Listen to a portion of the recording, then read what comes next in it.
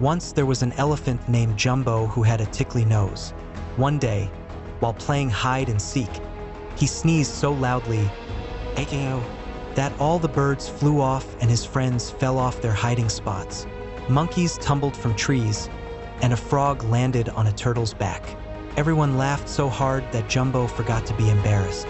From that day on, they played a new game called Sneezey Seeker, where Jumbo's sneeze would start the game.